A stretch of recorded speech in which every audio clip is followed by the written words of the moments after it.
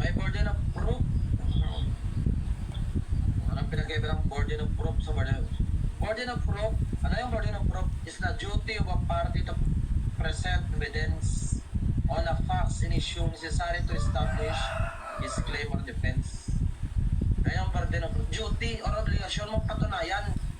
Ang obligasyon mo na magpresenta ng ebidensya para i-establish yung nireklamo mo or yung depensa mo. Kaya yung burden of proof.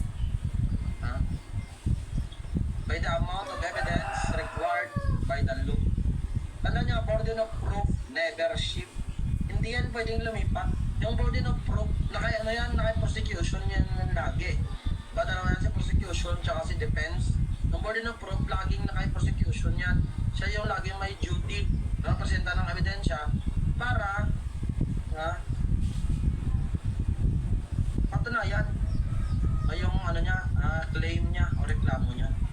Yung burden of evidence, duty of a party to present evidence. Yan lang yan.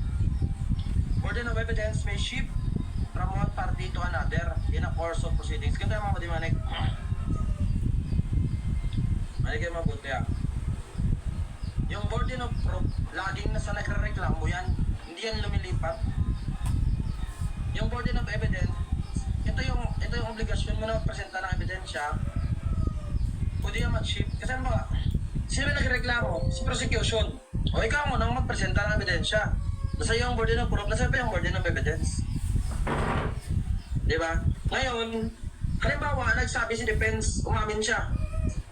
Oo, ako ang pumatay. Pero ang ginawa ko self-defense, pag nag-claim siya ng self-defense, burden of evidence, malilipat sa defense. Defense ang unang maglalatag ng ebidensya. As a general rule, dapat prosecution. Prosecution na may burden of evidence, siya ang unang maglatag ng ebidensya.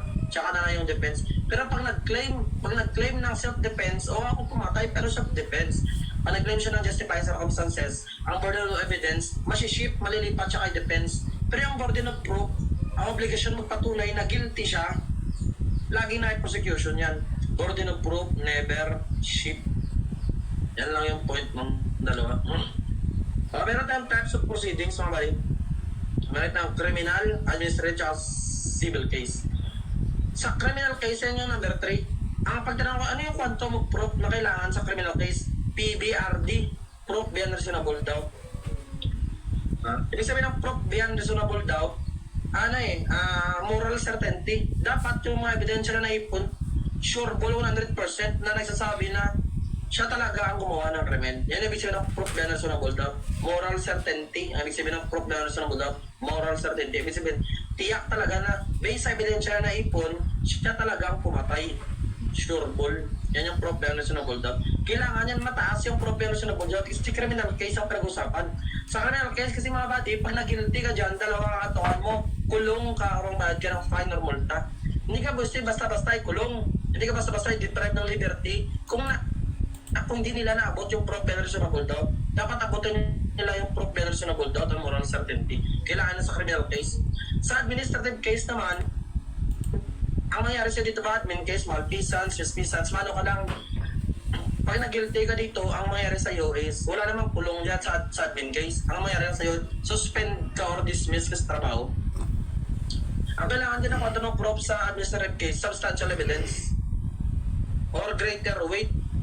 Greater weight tuloy. Sa administrative, ang kailangan ng reasonable mind. Reasonable. Ang ibig sabihin ng substantial evidence, reasonable mind.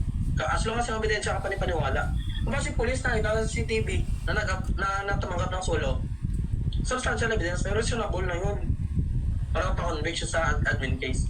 Yung civil case naman, ang kailangan na ebidensya dyan is preponderance of evidence. Yan na yung greater weight.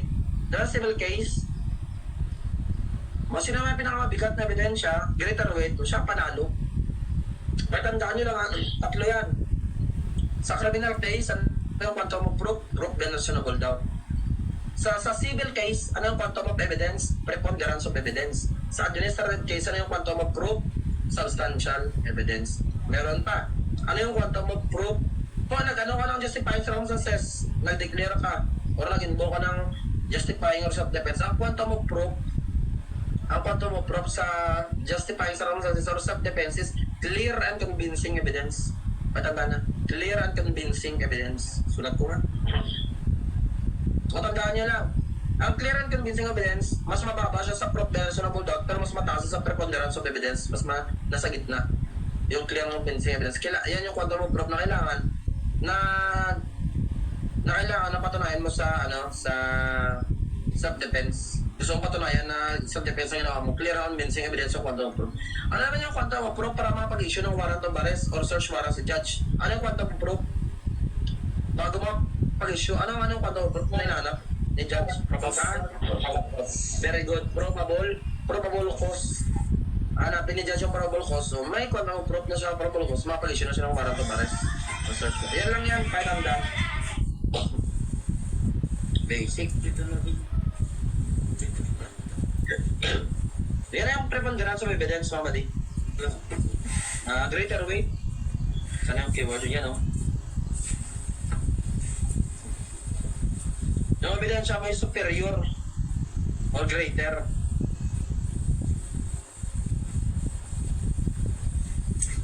Weighing, mas matimbang yung ebidensya mo laban sa kabila. O preponderance. Proof yan, reasonable doubt. Ano siya? Yan, keyword yung moral certainty. Kailangan yan sa criminal case. Substantial evidence, reasonable mind. Yan, kapani-paniwala yung ebidensya. Ito na yung clear and convincing evidence. Kailangan yan siya sa sa justified circumstances. Mas mataas siya sa preponderance, pero mas mababa siya sa proof beyond. Kailangan yan sa proof na insanity, paternity, filiation, self-defense. Yan, kailangan yan siya.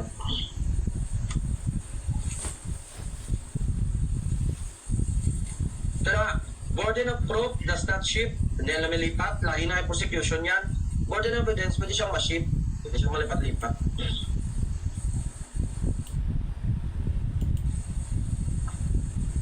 Papunta tayo sa conclusive presumption. Ito mga bihirang topic na rin ito eh. Conclusive presumption tsaka disputable presumption. Maganda mga buddy. Ang pinag-iba ng conclusive dito sa disputable, yung conclusive presumption, ito yung mga presumption na hindi hinayaan ng batas na i-contradict. It is an inference which the law make so preemptory that will not allow such inference to be overturned. Hindi siya pwedeng i-contradict or i-overturn. Yan ang irrebuttable. Yan, irrebuttable na siya pwedeng i-contradict. Tandaan nyo lang sa conclusive, hindi siya pwedeng. Example nito is Stoppel ties. Stoppel, yun na. Whenever a party has by his own declaration, act, or omission intentionally and deliberately led to another to believe a particular thing true and to act upon such belief, he cannot in any litigation arising out of such declaration or act or omission be permitted to falsify. Ito example. Pedro, binenta niya yung motorcycle na kayo. Pamute.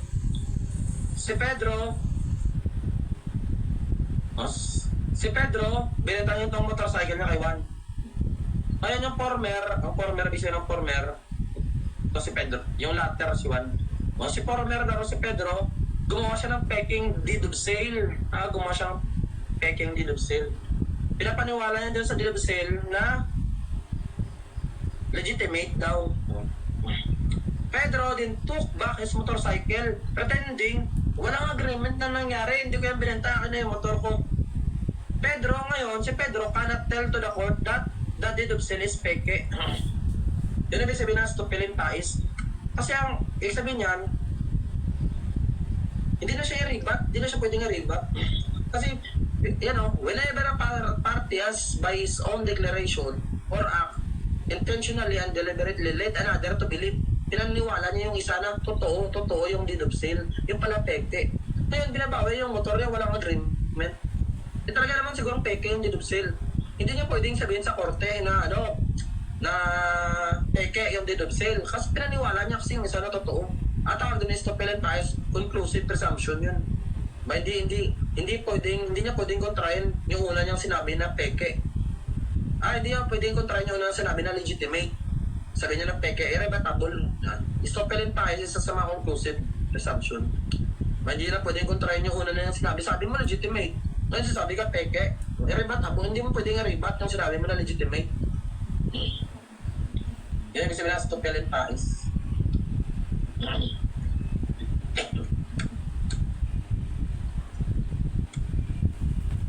Ito naman, stopel by deed or stopel by conduct. The tenant is not permitted to deny the title of his landlord at the time of commencement of the relation of the landlord and tenant between them. Ito ang nangyari dyan.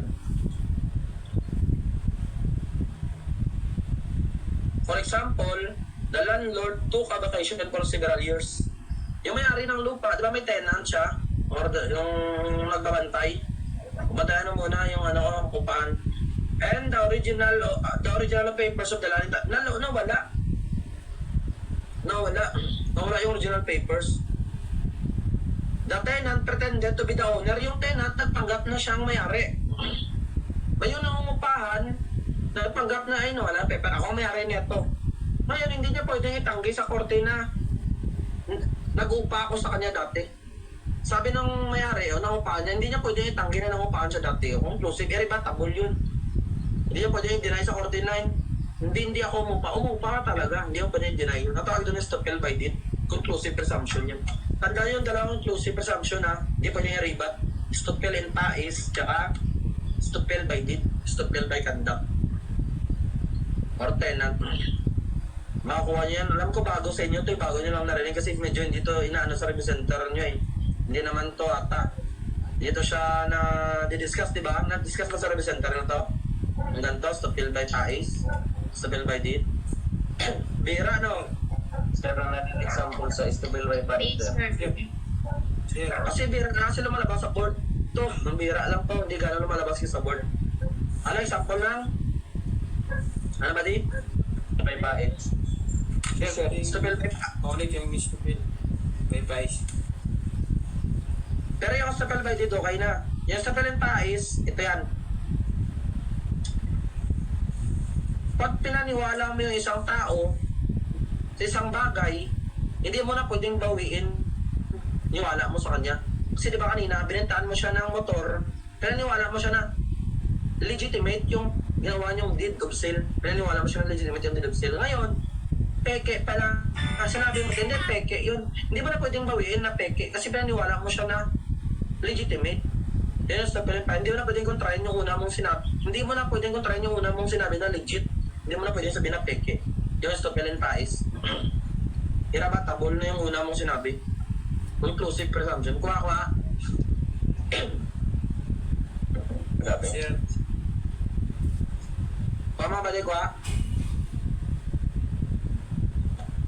sir. Kuha, sir. Very good, very good. O, itong disputable presumption naman mga buddy, disputable presumption. Ito yung mga presumption na which stands as true unless, ito yung papaniwalaan. Pero pag may pang-rebat ka, pwede siyang rebat. Also known as presumption juris tantum. Yung other term na disputable presumption is presumption juris tantum. Yung other term na conclusive presumption, presumption juris et de jure. Presumption juris et de jure. Other term na conclusive. Yung other term ng disputable, presumption juris tantum. Ibig sabihin, ito yung papaniwalaan, pero pwede siyang i-rebat. Itong closing, hindi siya pwedeng i-rebat. Itong disputable, pwede siyang i-contrain. Pero pag walang pang-contrain, papaniwalaan.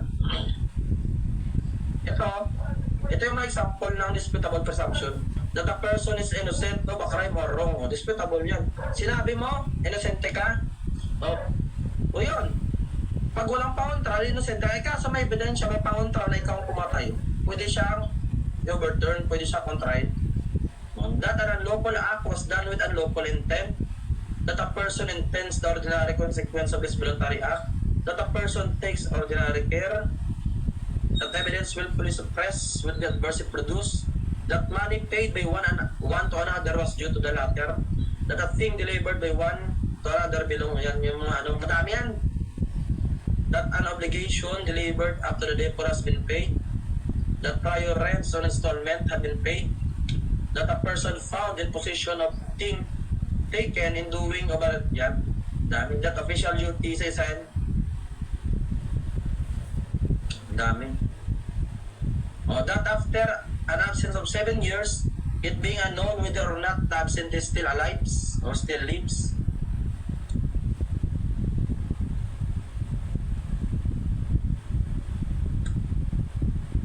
Yung married person has been absent for 4 consecutive years.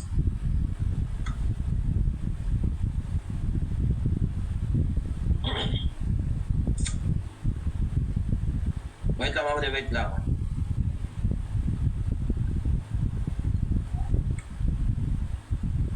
Ay, ito pala sila. Ito na yung A. Isa-isa ko tayo. Ito yung A.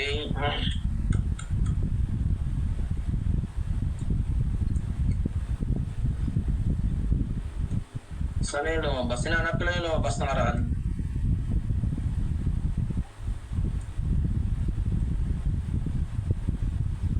Diyan na kasi ito, no?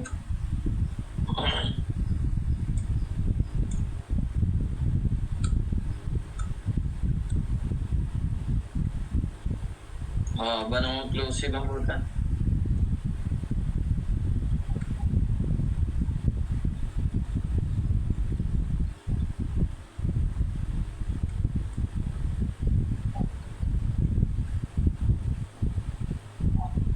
Ito. Malik. Ito. Focus.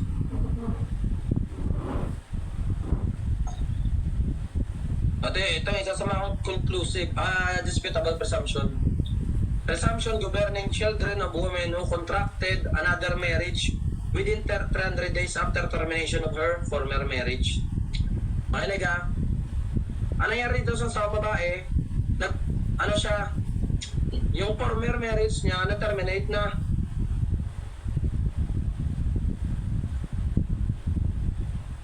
Yung former marriage niya na-terminate na. Maganda tapos na. Ngayon,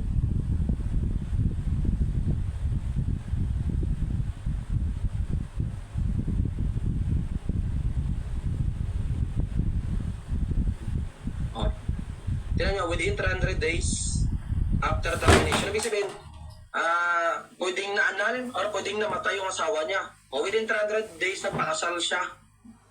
Ang tanong, bata. Bata. When child was born, when kailan daw? Before 180 days after solemnization of the subsequent marriage, child is considered to have been conceived during the former marriage, provided it be born within 300 days after the termination of the former marriage. Na 300 days after na-annul or namatay na yung asawa, nagpakasal yung babae. Ngayon, yung bata, pinanganak siya before 180 days. After nung wala na yung nawala na yung kasal nila. Yung child na yun, mga buddy, yung child na yun, considered siya sa former na asawa. Doon siya sa unang asawa. Before 180 days. Pag after 180 days na siya pinanganak, after nung within 300 days, after natapos na na-annul na sila, or namatay niyo yung asawa, pinanganak yung mabata within 300 days, after 180 days, doon siya sa pangalawang tatay. Child is considered to have been conceived during subsequent marriage, even though it be born within 300 days after, o doon siya sa pangalawang asawa. Pag before 180 days, within 300 days, after the solemnization of marriage, doon siya sa unang asawa. Ano lang siya, conclusive presumption. Conclusive, pwede siya naribat. Pero pag may DNA na nagsasabi, hindi, sa akin to, di doon siya, pag may DNA, may pang-ribat eh. Pero pag walang DNA, walang proof, ito yung presumption, itong disputable presumption. Before 180 days, natapos na yung kasal within 300 days doon siya sa una. After 180 days, ito lang tanda niya, before 180 sa unang asawa. After 180 sa pangalawang asawa. Natandaan niyo.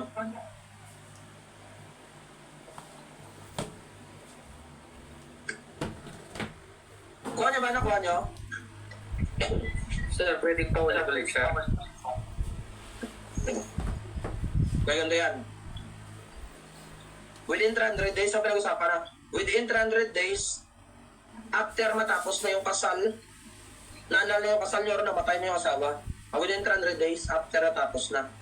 Pag yung bata, pinanganak siya before 180 days, diba? Kung natapos na yung kasal, nagbilang ka ng 180 days, or 100, before ibig sabihin 179.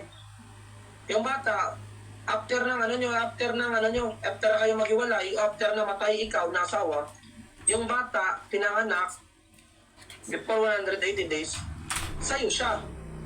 Pero pag yung bata, after maanal na kayo, after na matay ka na, nanganak siya after 180 days, doon siya sa pangalawang asawa. Yun yung bata sa pangalawang asawa. Yan lang yun, before 80, tandaan mo lang para simple, before 80, pinanganak sa unang asawa. After 80, doon sa pangalawang asawa. Yan yung presumption. Pwede siya i-rebat kung may DNA ka. Wa? Thank you, sir. Yun lang yung point.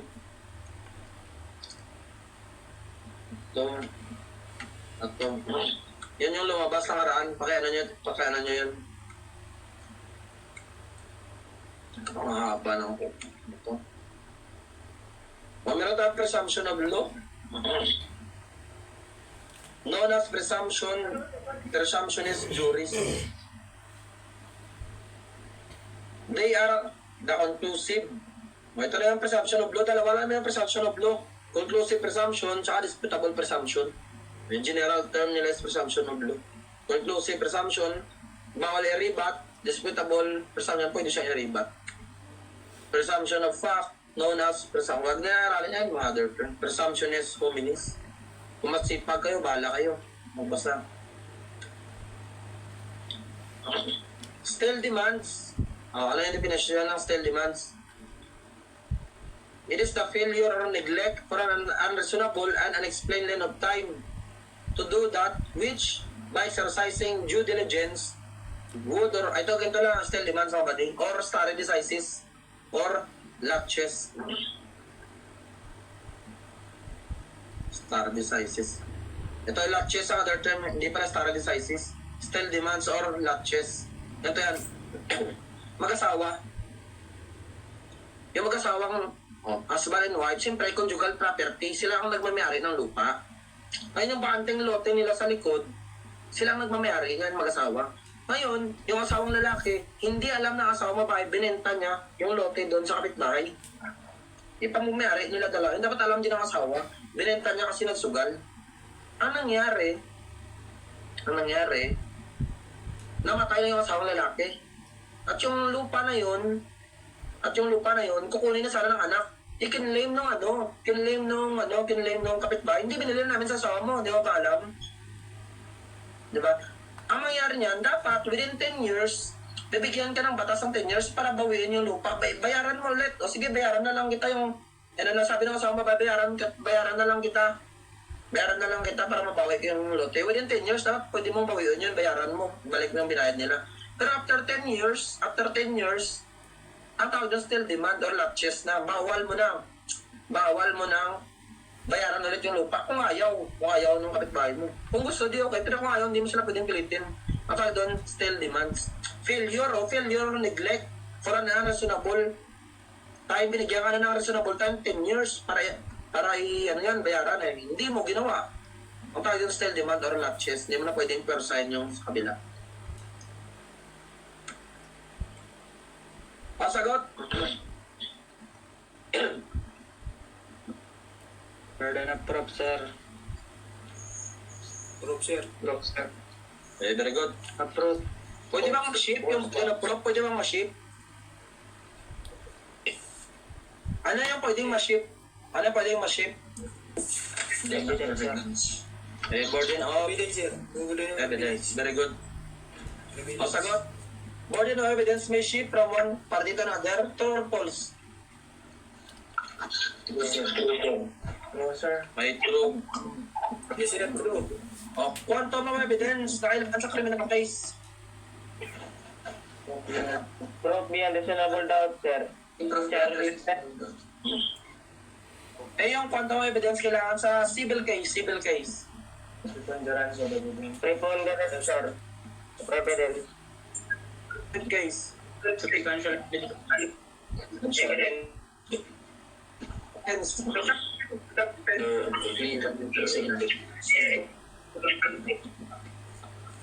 Anong tawag dyan? Anong klaseng kwento mo? Ebidensya ng reasonable mind?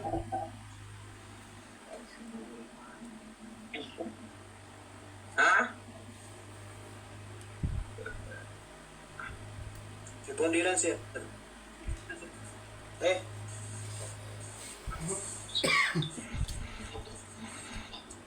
Number. At? Proof. Proof beyond reasonable doubt. Oh, proof beyond reasonable doubt. Alin dyan yung ano, greater weight? Greater weight. Preponderance evidence, sir. Oh, Grabe. wait lang mga buddy, wait lang. Kukunin ko may mga sinampay ko saglit lang ha. Kukunin ko na. Umulanin sa amin.